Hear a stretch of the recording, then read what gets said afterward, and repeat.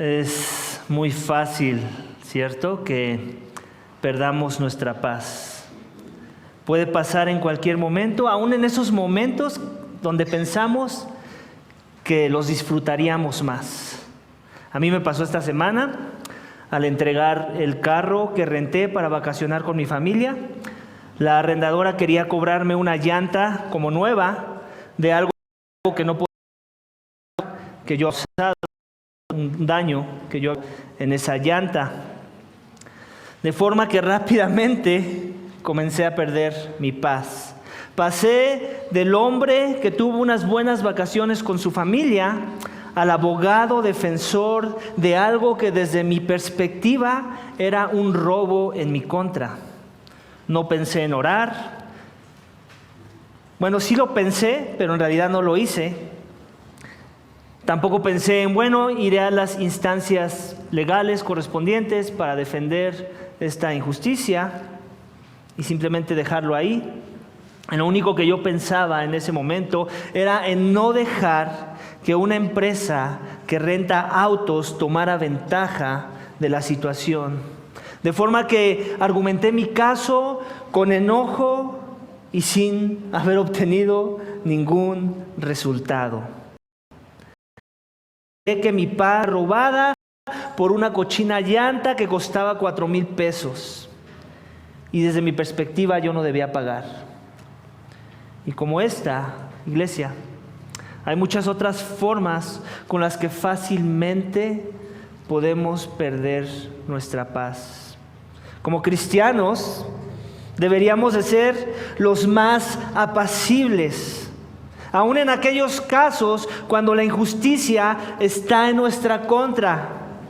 Y aún más cuando la injusticia viene por causa de nuestra fe, por causa de que profesamos el nombre de Cristo.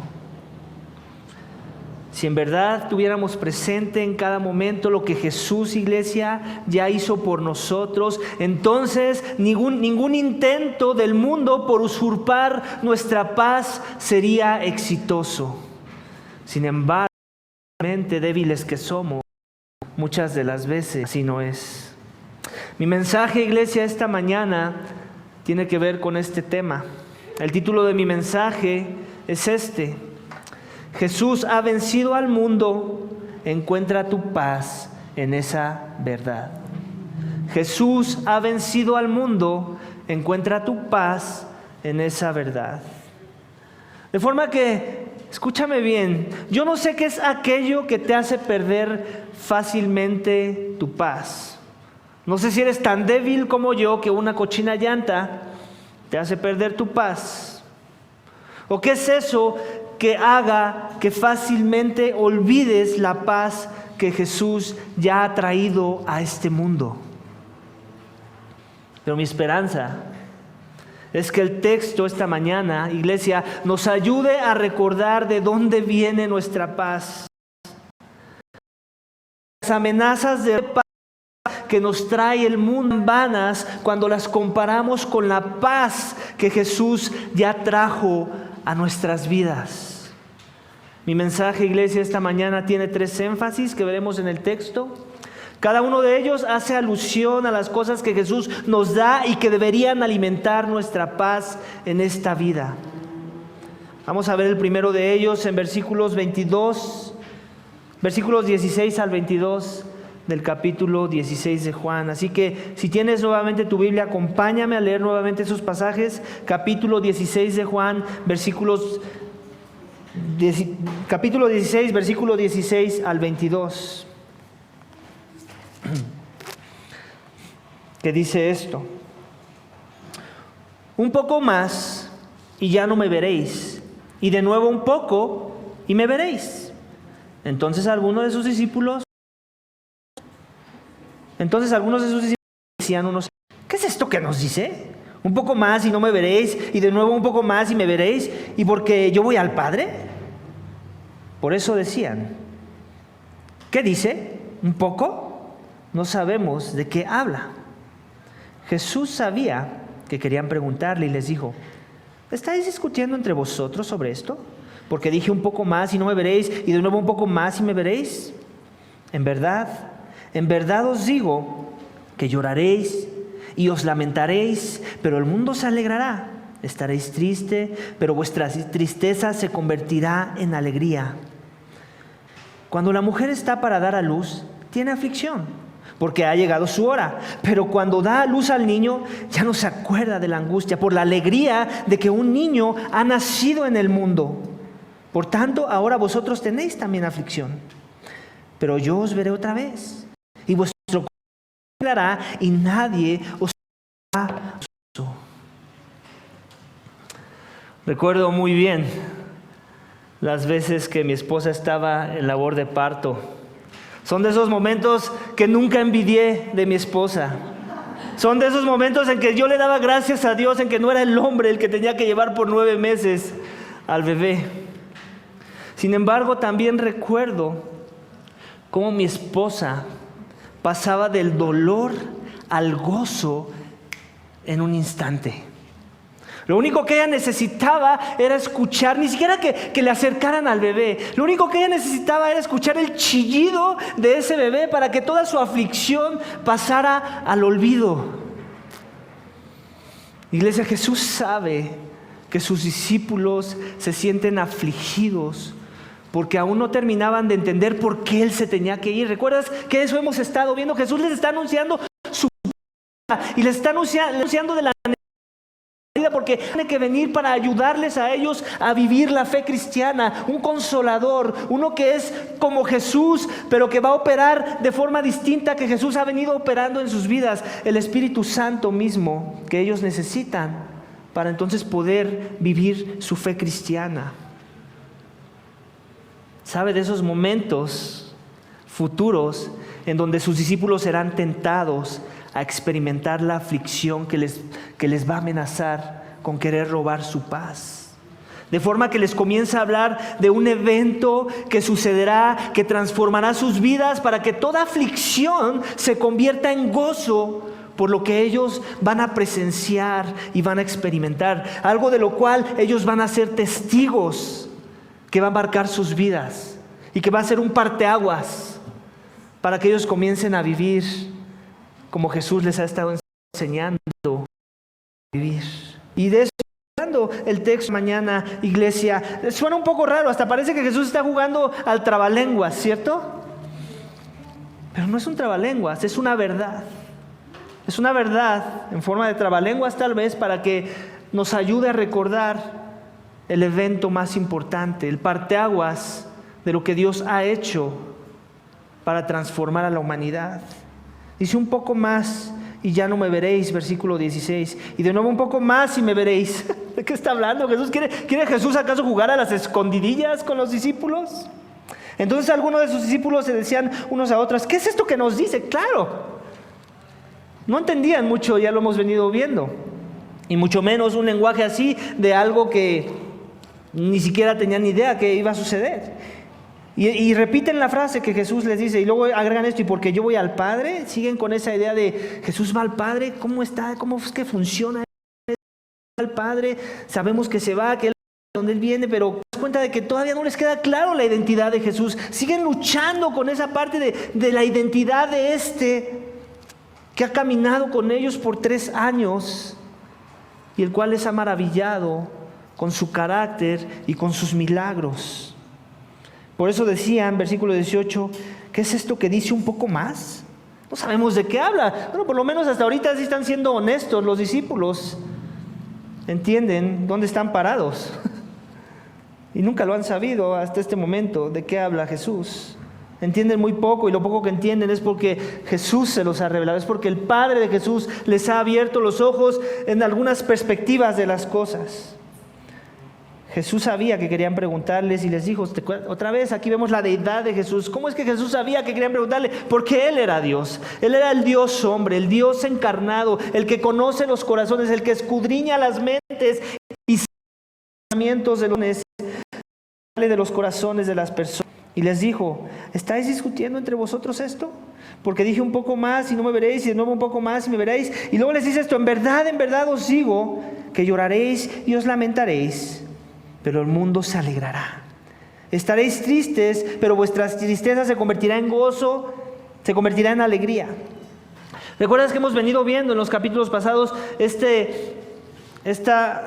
división que Jesús está haciendo de un grupo que son los del mundo, otro grupo que son los que Jesús ha sacado del mundo? Y aquí sigue hablando en ese mismo lenguaje. Va a haber unos que se van a alegrar, les está diciendo. Ustedes van a entristecerse por lo que va a suceder. El mundo se va a alegrar. ¿De qué mundo está hablando Jesús? Del mundo de los perdidos. Del mundo de los que no han considerado los caminos de Dios. Del mundo de los que no han querido creer las verdades que Jesús ha revelado hasta el momento y que ahora tenemos en nuestra vida. De ese está hablando. Él está haciendo ustedes que ya no son del mundo porque los saqué del mundo, aunque eran de este mundo, se van a entristecer. Lloraréis y os lamentaréis, les dice. ¿De qué está hablando? De su muerte misma. Recordemos que Jesús aquí ya les está dando a los discípulos el panorama más amplio de todo lo que va a suceder. Él ya está afirmando todo lo que va a suceder porque Él ya se lo ha propuesto hacer. Y como es el Dios hombre, ¿quién puede detener la voluntad de ese Dios, de ese hombre? Nadie puede. Todo ha sido orquestado desde tiempos antiguos, desde la eternidad. Este era el plan de Dios para redimir a la humanidad. De eso Él está hablando, de su muerte misma. De algo que Él ya les había anunciado, pero que hasta ahorita no les ha caído el 20. De forma que Él sabe que ellos van a llorar, se van a lamentar. Pero también les quiere dar el contraste de cómo el mundo lo va a ver, ese hecho. Ellos se van a alegrar. Ellos van a estar felices, ellos van a pensar que lograron su objetivo. En particular está hablando de la oposición de sus días Jesús, de esos líderes religiosos que se supone debían llevar a las personas a los caminos de Dios y que lo único que estaban haciendo era desviando sus miradas del Dios vivo.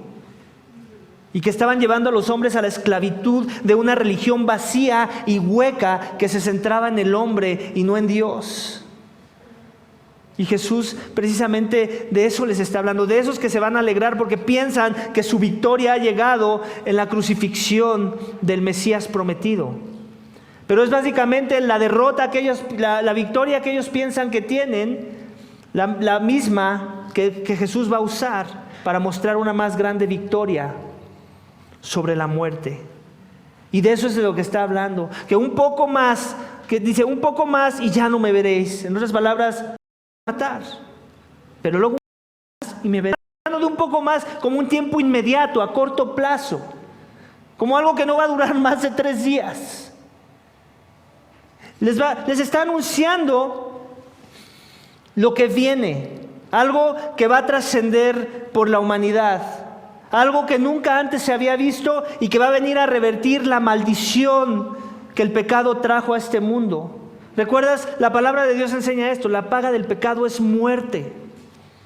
Y desde Adán y Eva, todos sus descendientes, se ha cumplido la veracidad de esa declaración.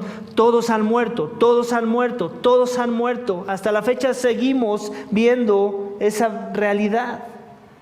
Pero Jesús está hablando de cómo se viene a revertir la maldición del pecado. Y cómo Él es el objeto en el cual vamos a ver que esto se revierte por primera vez en la historia. Es un hecho insólito. Esto tiene que quedar grabado de los discípulos de Jesús. Y después les ayuda a entender un poco más lo que ellos van a comenzar a sentir después de esa lamentación. Les da una ilustración de un hecho, de un suceso del día a día con el cual ellos están familiarizados, de una mujer en labor de parto. El mismo ejemplo que te he dado de cuando yo experimenté esos momentos con mi esposa. Y es verdad. Cuando algo insólito, cuando algo increíble, cuando algo que es tan esperado y que está fuera de nuestras capacidades de entender, pero que Dios puede hacer, te trae gozo, te trae alegría. Y si eso sucede con un bebé, ¿cuánto más va a suceder cuando vemos que los muertos resucitan? Eso debería alegrar esta mañana. Eso te debería alegrar a ti, saber que Jesús está hablando de su resurrección misma. de que Él es el objeto que Dios va a usar para redimir a la humanidad, pero también para revertir la maldición de la muerte, para que los que mueran vivan. De eso Jesús está hablando. En verdad os digo que lloraréis y os lamentaréis, pero el mundo se alegrará. Sí, porque piensan que han ganado. Estaréis tristes, pero vuestra tristeza se convertirá en alegría. Jesús quiere que la resurrección sea un tema de alegría en nuestras vidas, que sea algo central en la forma en la que vivimos nuestra fe cristiana, que sea lo que está en la cima de todas las verdades que la palabra de Dios nos muestra, aunque esté por encima de la verdad de la expiación de Cristo, donde necesitaba un cordero morir por nuestros pecados. Esta verdad debe estar aún por encima de esa verdad, con todo y que las verdades de Dios son todas, y hay un sentido en que ninguna es menos que otra, pero la resurrección es la cima de todas, porque es la esperanza, es donde está la esperanza, en la resurrección misma. Y si tienes esa resurrección, entonces toda aflicción, no importa cuál sea tu aflicción esta mañana, si tienes esa esperanza de esa resurrección que Jesús promete a aquellos que no son del mundo, tu aflicción se convertirá en gozo porque has creído en la resurrección de Jesús. Ese es el primer énfasis de nuestro texto esta mañana, iglesia, que tu aflicción se convertirá en gozo porque has creído en la resurrección de Jesús. Y como un tema así, que se puede tomar en un tono muy religioso, muy hueco, religiosamente hablando, muchas iglesias hablan de la resurrección de Jesús. No importa dónde busques, todos aquellos que es palabra de Dios y que son otras religiones, muchas de ellas paganas o sectas del cristianismo, usan el lenguaje de la resurrección de manera muy cotidiana. La pregunta es, ¿cómo deberíamos estar buscando verla nosotros de tal forma que esa verdad, de ese hecho verdadero que sucedió hace más de 2000 años, impacte nuestras vidas de tal forma que la aflicción se convierta en gozo en nuestro día a día? Porque Jesús no nos dio la resurrección para que solamente el gozo venga hasta el día que Él regrese. Él no nos dio la resurrección para que el gozo sea verdad en nuestras vidas hasta ese día. Más bien se las presenta a ellos para que su gozo sea inmediato. Ellos van a ser testigos de la resurrección para que ellos vivan gozosos inmediato y que esa verdad permee tanto sus mentes y sus vidas, para que cuando venga la amenaza de aflicción, de tristeza, algo que les quiera robar su paz, ellos puedan revertir eso en la forma en la que van a manejar y van a responder a esa situación. Me pregunto cómo hubiera ayudado a mí, cómo me hubiera ayudado considerar un poco la resurrección y la verdad de que Cristo resucitó y que Él me va a resucitar en aquel día y me va a dar un cuerpo glorificado y ya no va a haber más dolor, ya no va a haber más angustia, ya no va a haber más llanto. ¿Cómo eso me hubiera ayudado a mí a responder de una manera apacible cuando yo me sentía robado en una empresa que renta autos? ¿Tú crees que en algo me hubiera ayudado en eso? ¿O no? Ese es un tema que hay que tocar fuera de esos círculos. Yo creo que ese es muchas veces nuestro error como cristianos. Liderar las que Cristo ya hizo, de lo que Él ya logró, y cómo eso debería impactar nuestro día a día, nuestros diferentes contextos de vida, de tal forma que las cosas de este mundo que amenazan con robar nuestra paz, nuestro gozo, no cumplan su objetivo. Pero se nos olvida. En ese momento, ¿qué debió haber pasado? Omar debió haber pensado, me la quieren hacer. Yo no sé si lo van a lograr o no. Yo no sé si Profeco me va a ayudar o no. Pero ¿qué importa si voy a tener que sacar dinero que yo no tenía contemplado gastar? ¿Qué importa si voy a tener que pedir prestado tal vez? ¿Qué importa? Jesús ya me lo dio todo. Yo ya tengo la promesa y la esperanza de vida eterna. Ellos que me quieren hacer esto no lo tienen. Voy a orar por ellos. Porque parte del por qué quieren actuar ventajosamente no conocen de Dios, no tienen temor de Dios, no tienen la esperanza de vida eterna. Yo sí la tengo. Yo tengo algo que ellos no tienen y que ellos no pueden pagar ni con todas las llantas de este mundo. Y eso debería de traerme consuelo y paz en esos momentos que muchas veces se nos olvida cómo vivir la vida cristiana. ¿Te das cuenta? Cómo la resurrección debería ser un tema que nos ayude a vivir en santidad, a vivir apacibles, a vivir dando un testimonio digno del llamado que Dios ha hecho para nuestras vidas, si en verdad hemos creído. Amén. Otra cosa, iglesia, que Jesús nos da y que debería de alimentar nuestra paz en esta vida, la encontramos en la siguiente sección, versículos 23 al 28. Acompáñame a leerlo juntos. En aquel día no me preguntaréis nada. En verdad os digo, si pedís algo al Padre, dará en mi nombre. Ahora nada habéis pedido.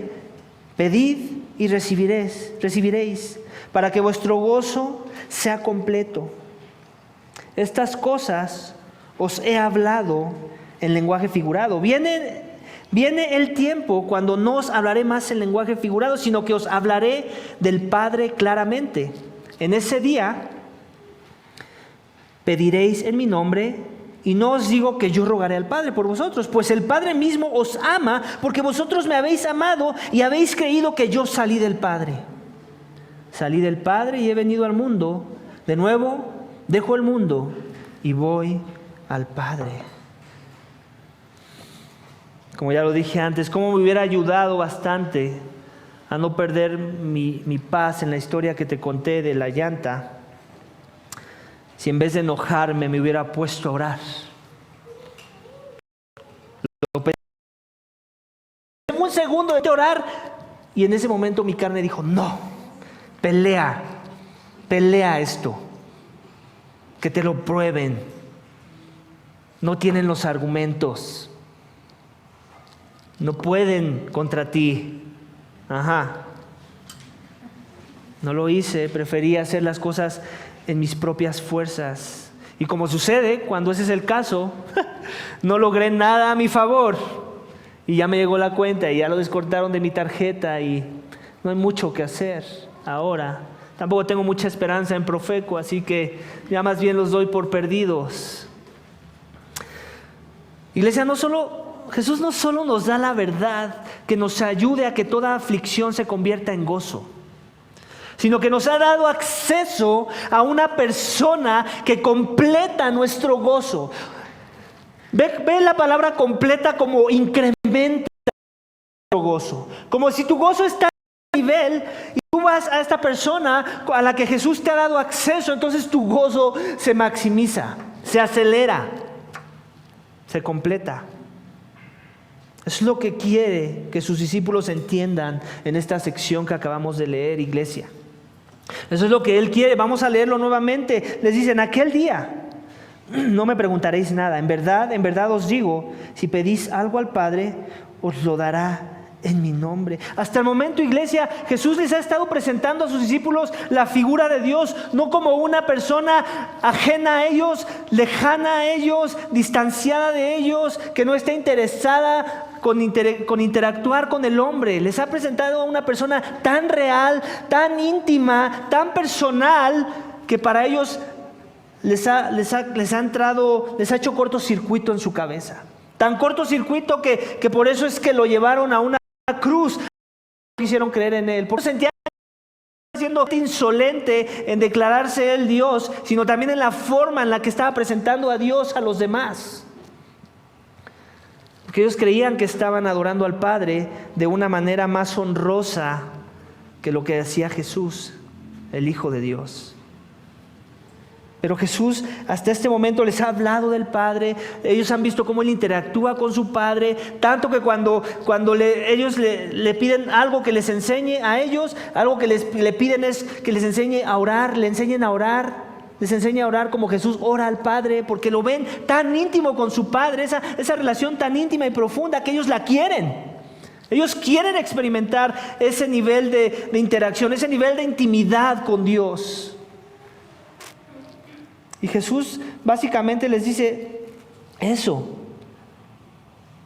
que ya van a poder tener ese acceso. Hasta ahora no, 24, hasta ahora no habéis pedido nombre, pedid que eso sea completo. ¿Te das cuenta? Él está diciendo, a través de mí, por el acto que ya te platiqué, de que no me vas a ver y después un poquito más y me vas a ver, ese acto, ese suceso va a desatar cosas para ustedes, va a desatar bendiciones para ustedes que todavía no entienden, pero que las van a poder experimentar, y cuando las experimenten, entonces van a saber que tienen privilegios que no le doy a cualquiera.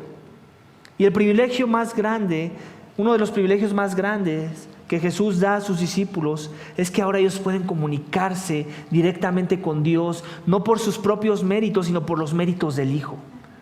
Cuando Jesús murió, ¿recuerdas qué nos dice el texto? ¿Qué pasó con la cortina del templo, el lugar santísimo donde nadie antes podía entrar, donde moraba la presencia de Dios? Se rompió, ¿cierto? Como un acto simbólico de que ahora ya no había esa opción. Ya cualquiera podía entrar a la presencia del lugar santísimo donde mora la presencia de Dios mismo. ¿Por qué? ¿Por los méritos de un ritual religioso? No.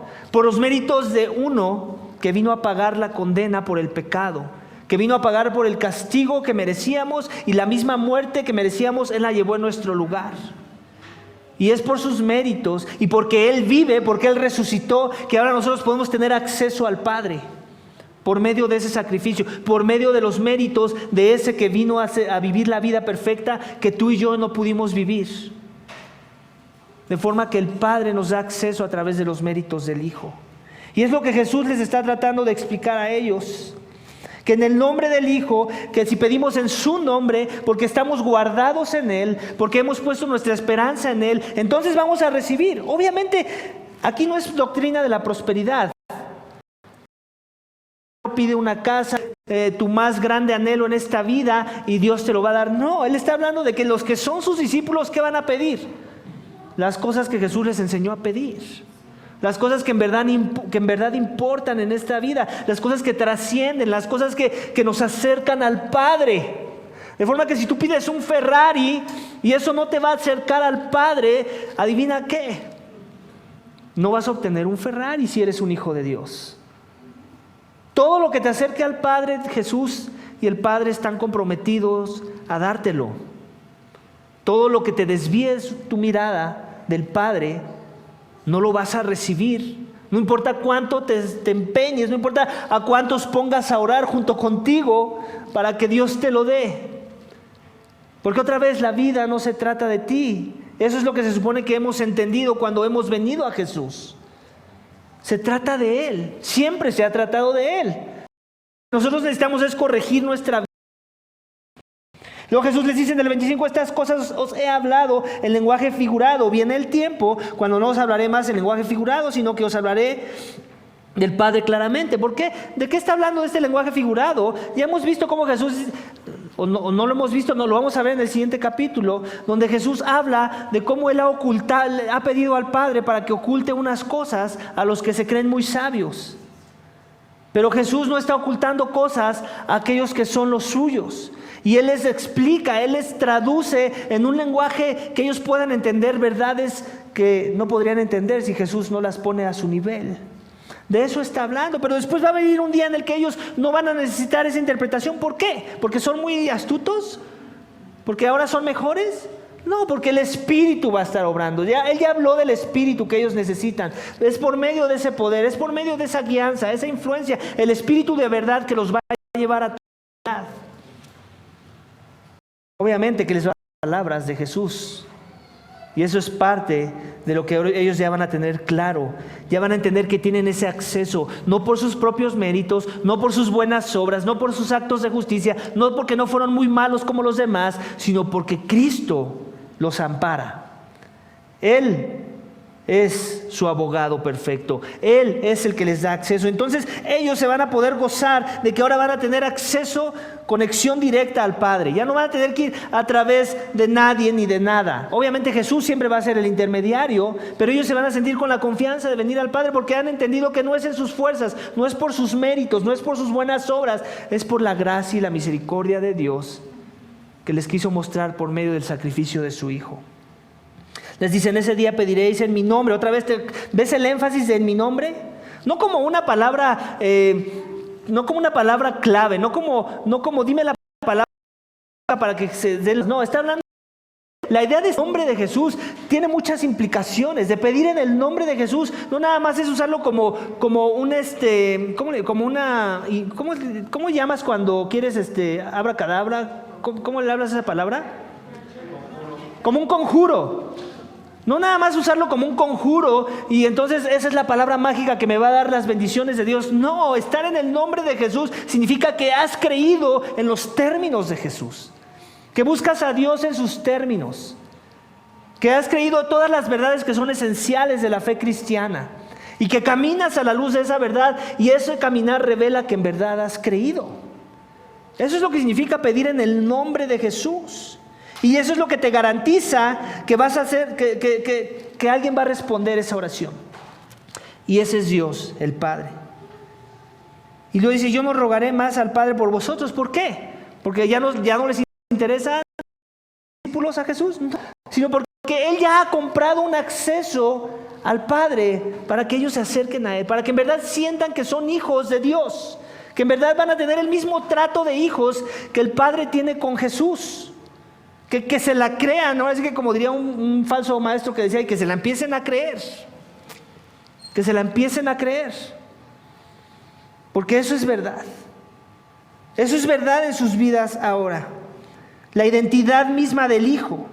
De forma que ninguno de mis hijos tiene que sentirse atemorizado para acercarse y entrar a mi oficina. ¿Alguna vez los has visto atemorizados por entrar a mi oficina? Los que han estado conmigo cuando estoy en mi oficina, ellos entran y abren la puerta.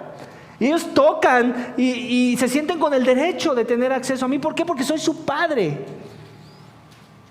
Y en verdad creen que soy su padre. En verdad creen que soy su posesión, si lo quieres ver en esas palabras. Y yo no me molesto de eso porque los amo. El Padre quiere que tengas acceso a Él. Tiempos cuando tu paz y la amenaza de que te roben la paz está a la puerta. ¿Por qué? Porque Él te ama. Es lo que dice el versículo 27. El Padre mismo os ama.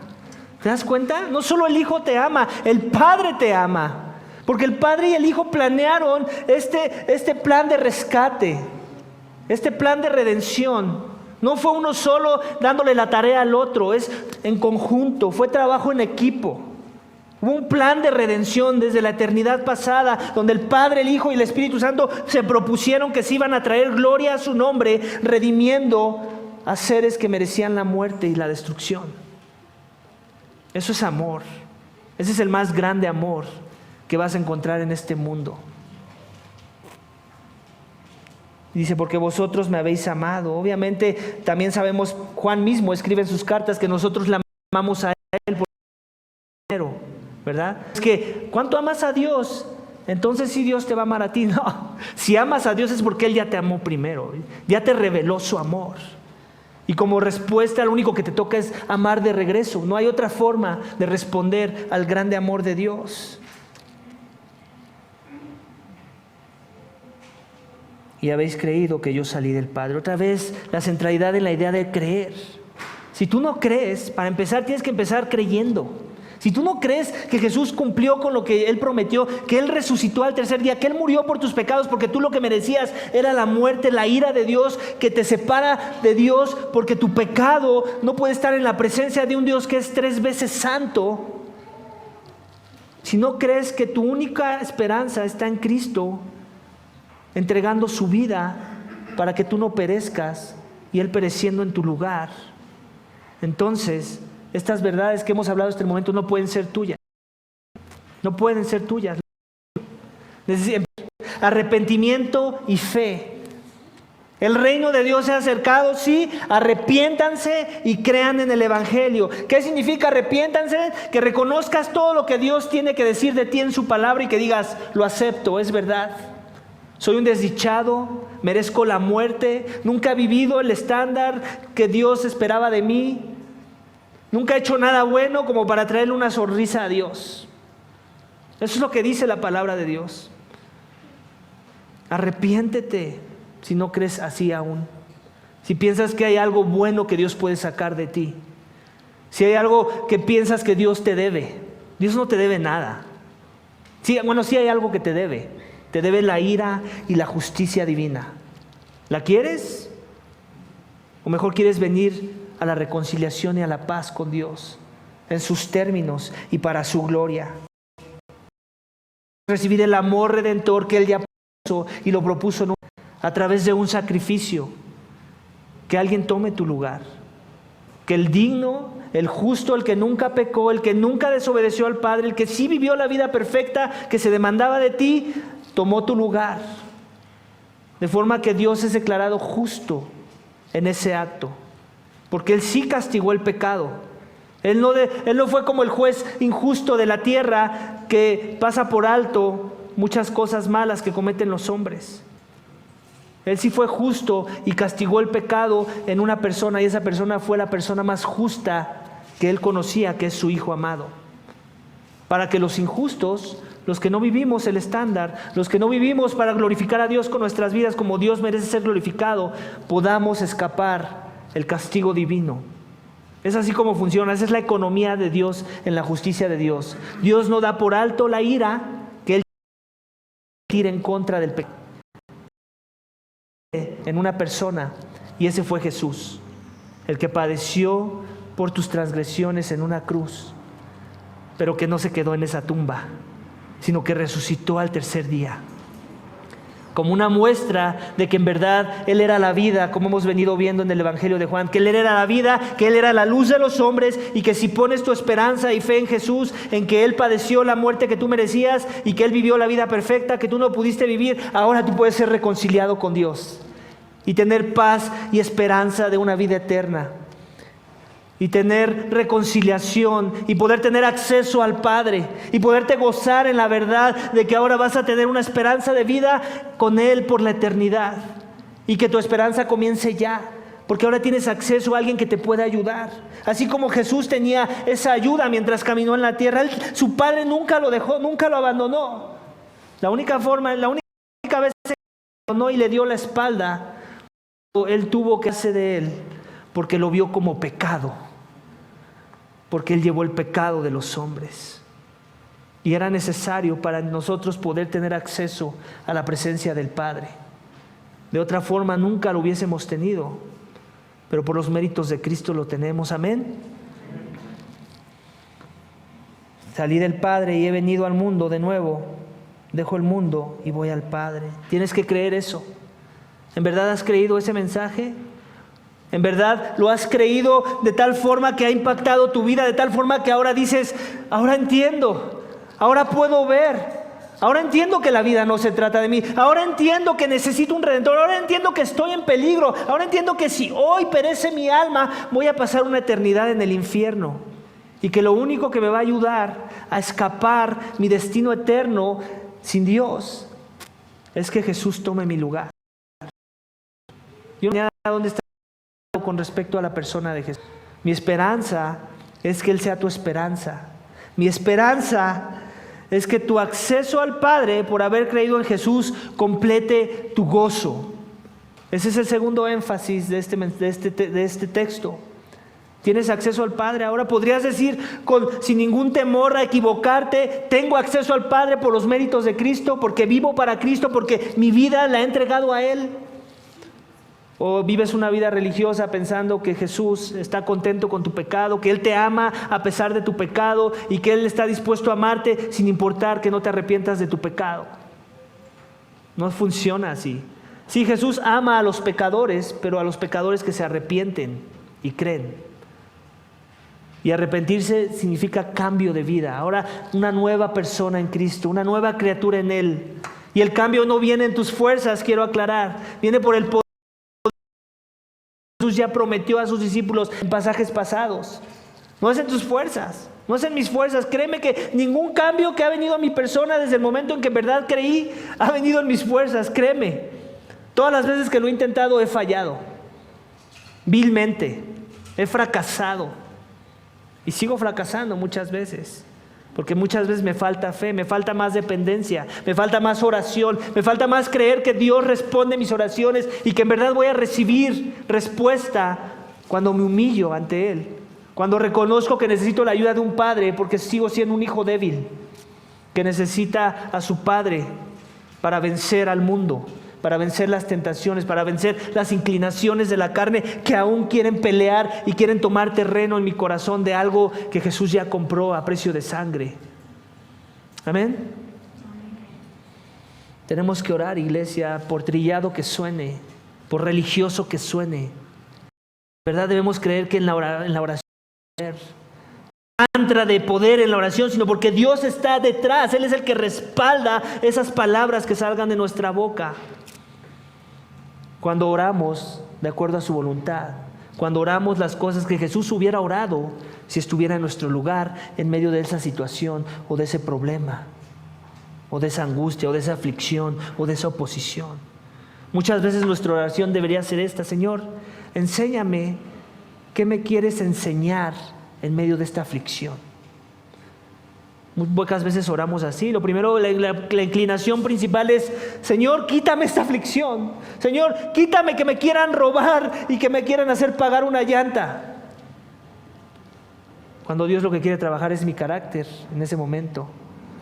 ¿Cuánto estoy dispuesto a confiar en que Él va a proveer? En que tal vez no va a haber justicia a mi favor, pero Él va a transformar algo en mí que necesita información. Pocas veces oro así, no sé tú, pero debemos de crecer en ello, iglesia, porque si en verdad Dios es nuestro Padre, Él está más interesado por cambiar nuestro carácter que por cambiar nuestras circunstancias, ¿sabías?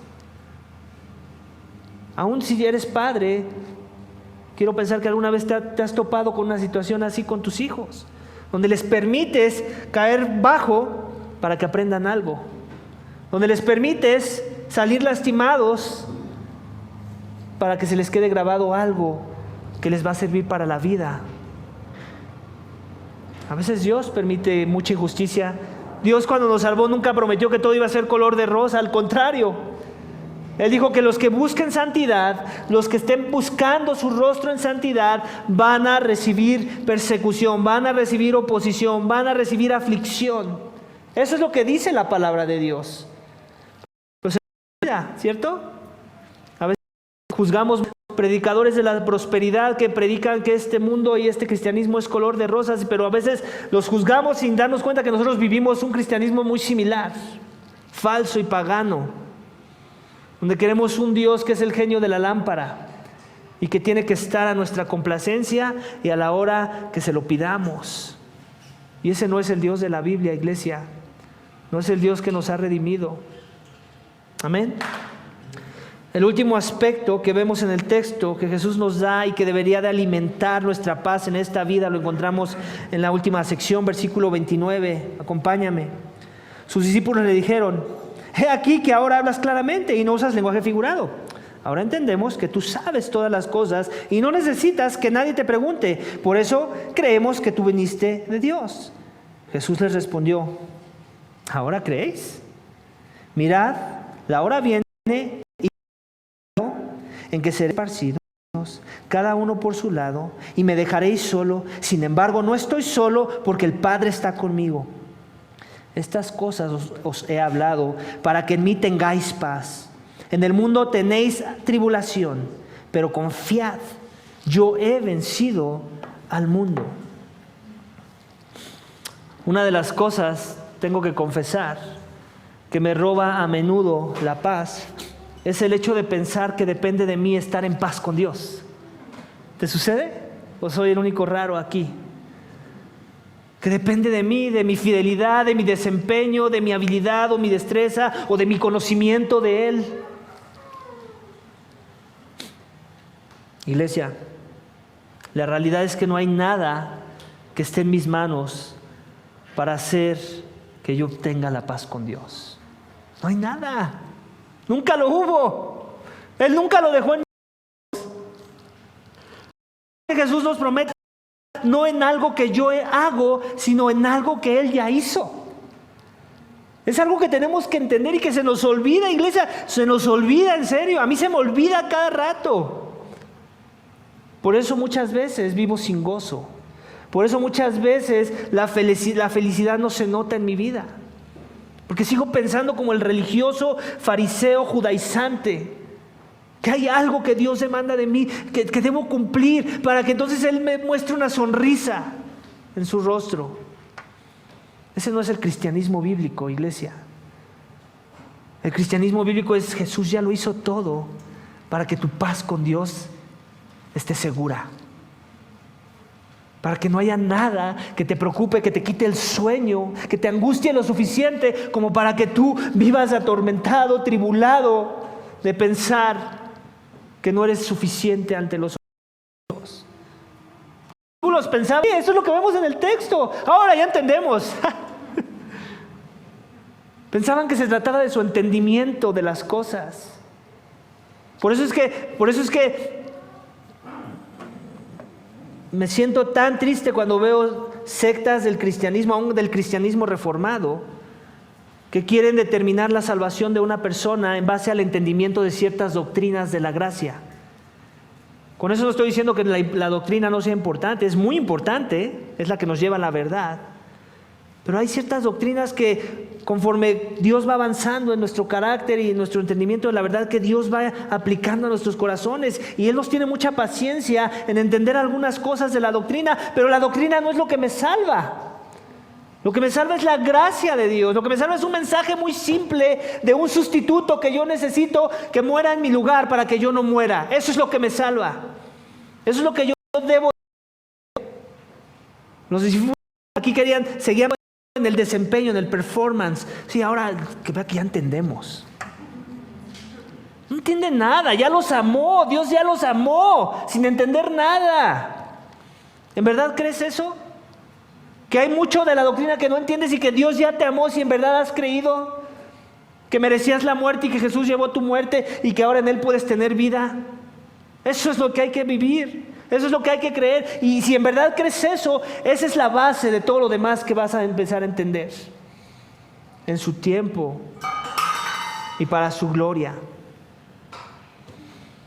Los discípulos no entendían muy claramente eso, sin embargo querían impresionar a su maestro, y él es bien, Jesús siempre bien paciente. ¿Ahora creéis? Me imagino y les habla verdad otra vez. La hora viene y ya ha llegado. Viene y ya ha llegado, porque el rey ya está ahí, el rey llegó, el Mesías prometido estaba con ellos, en que seréis esparcidos. Está hablando de que, tú sabes, Jesús fue capturado y los discípulos no estaban detrás de Él tratando de apoyarlo, ¿verdad? El Pedro, que dijo que iba a estar ahí siempre, ¿cuántas veces lo negó antes de que cantara el gallo? 3 veces. Serás esparcidos, cada uno por su lado, y me dejaréis solo. Sin embargo, no estoy solo porque el Padre está conmigo. ¿Te das cuenta otra vez la idea del Padre? El Padre, la importancia de entender que el Padre es esencial para que nosotros vivamos una vida cristiana digna del llamado que Cristo ha hecho para nuestras vidas. De forma que el último énfasis de mi mensaje esta mañana, iglesia, es ese: que tu paz no esté en tu desempeño, sino lo que Jesús ya hizo por ti.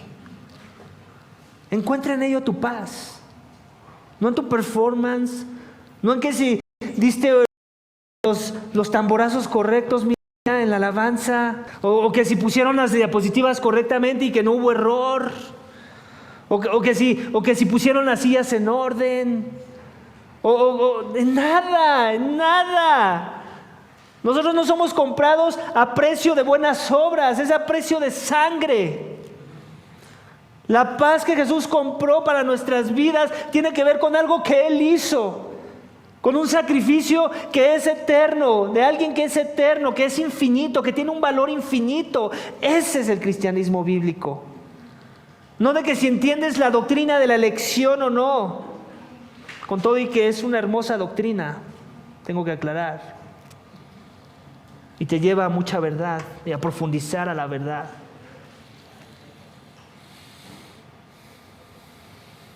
Iglesia, que Dios nos dé la gracia de recordar y creer lo que hizo por nosotros cuando aquello a con robar nuestra paz se cruce por el camino. Él ya venció al mundo. Significa que ya venció lo que más nos debería de aterrorizar, que es la muerte. Te aterroriza la muerte, ¿cierto? Por eso te pusiste tus vacunas del COVID, ¿cierto? Bueno, pero eso no debería ser nuestro más grande temor para el cristiano si en verdad has creído. Porque no importa si te va a dar el COVID con todo y las vacunas o alguna otra enfermedad mortal que te va a llevar a la muerte, y créeme que te deseo muchos años de vida, tu esperanza ya está comprada en algo más precioso, más trascendental que la muerte misma, que es vida en la presencia de Dios por la eternidad, si en verdad has creído. Esa es nuestra paz. Tu paz ahora es que la ira de Dios fue removida de tu persona porque Cristo la tomó en tu lugar. Esa es la paz que Cristo vino a traer. Paz en el mundo, de hecho, compra. Ahora el mundo se convierte en tu enemigo si antes no lo era. Ahora el mundo te va a odiar. Ahora el mundo te va a juzgar a la ligera. Ahora el mundo te va a poner un estándar de vida que va a demandar de ti. Y si tú caes en su trampa, vas a vivir infeliz y miserable en quererlo cumplir. Cristo ya lo cumplió todo, iglesia. No hay nada más que cumplir. Ahora vivamos en esa fe, en esa verdad, en esa confianza. Es lo que Él les dice al final. Confiad que yo he vencido al mundo. Él no dice, confiad que ustedes van a hacer buenas obras de justicia. Confiad que van a evangelizar mucho. Confiad que van a plantar muchas iglesias. Confiad que van a educar muy bien a sus hijos. Él no dijo eso. Confiad en lo que yo ya hice, en su obra redentora, en lo que Él está a punto de hacer por ellos, ya hizo por nosotros de este lado de la cruz. Eso es lo que hay que hacer. Fe es todo lo que salva, iglesia, no tus buenas obras. Por gracia sois salvos por medio de la fe, y esto no de vosotros, pues es un don de Dios, no por obras para que nadie se gloríe. Memorízate ese versículo, Efesios 2, 8 al 10. No por obras, si pensabas que era por obras. Arrepiéntete y cree en el Evangelio. Yo no sé si has encontrado tu paz, pero ahora sabes dónde encontrarla. Yo no sé si como yo ya has encontrado tu paz y gozo en Jesús, pero aún no es completo en muchos de los contextos en los que ya hemos hablado. Ya sabes que Jesús nos ha dado todo para vencer toda aflicción. Entonces recuerda que no importa cuán grande es tu aflicción en esta vida, Jesús ya ha vencido al mundo que amenaza con afligirnos, nos ha dado perdón de pecados y vida eterna. Nada va a robar nuestra paz cuando esto es verdad en nuestras vidas. Vamos a orar para que Dios nos ayude a recordar, a creer y a vivir esta verdad y encontrar nuestra paz total. Amén. Padre, te damos gracias por tu palabra. Señor, es hermosa pero confrontante al mismo tiempo. Que somos débiles y se nos olvida fácilmente todo lo que Cristo ya logró, todo lo que Cristo ya hizo, toda la victoria que Él ya posee, y somos débiles y se nos olvida y queremos encontrar nuestra paz en cosas que perecen, en cosas que son pasajeras, en cosas que son efímeras, en cosas que prometen llenura pero que entregan un vacío al final del día. Padre, ayúdanos a recordar que en Cristo somos más que vencedores, que nos aflige, al mundo que nos oprime, que nos invita a pecar, pero que Cristo ya murió por ese pecado y que ahora debemos vivir en agradecimiento y fe, en amor a Él, si en verdad hemos creído. Oh Padre, danos la gracia de venir a Ti en oración cuando seamos tentados ante nuestra debilidad. Señor, ayúdanos a recordar que Tú no rechazas a Tus hijos, que Tú ya nos has amado, que Tú no nos amaste por nada bonito que viste en nosotros, sino a pesar de nosotros. Y que ese sea el gozo que nos dé la confianza de venir a ti, aún en esos momentos cuando hemos caído, cuando fuimos débiles, cuando no vivimos para tu gloria. Ayúdanos a vivir para tu gloria, eso queremos. No queremos que la injusticia del mundo nos robe la paz, ni la muerte misma nos robe la paz, Señor. El problema al que no le vemos salida nos robe la paz, porque tú ya has traído paz para que vivamos con un yugo ligero, enfocándonos en ti, dependientes de ti, recordando que todo lo usas para tu gloria y todo lo usas para conformación de tus santos a la imagen de Cristo. Todas las cosas son para bien para aquellos que aman a Dios, dices tú en Romanos 8, 28 y 29.